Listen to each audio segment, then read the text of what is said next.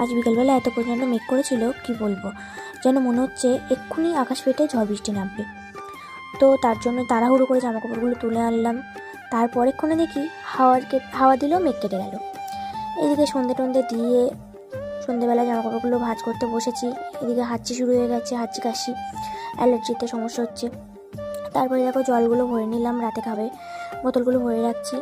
আর ওইদিকে একটা সিন চলছিল, সেই জন্য ওইদিকে জানলা দিয়ে দেখছি আর জল ভরছি। তো সন্ধেবেলা আর কোনো কাজ নেই, এই আটা মাখতে বসেছি। রুটিটা প্রত্যেক দিনই আমাদের করতে হয় ঠাকমার জন্য, বাবা খায়, ঠাকমা খায়।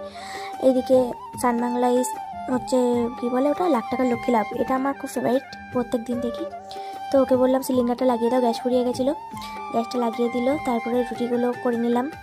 আর এদিকে মাকে চা দিয়ে আলমারিটা অনেকদিন ভাবছি গোছাবো, ওপরটা এখনও বাকি আছে, দুটো তাক গুছালাম। তারপরে ও আমাকে একটু চুরমুর এনে দিয়েছিল, সেগুলো খেলাম আর সন্ধ্যাটা এইভাবেই কাটালাম।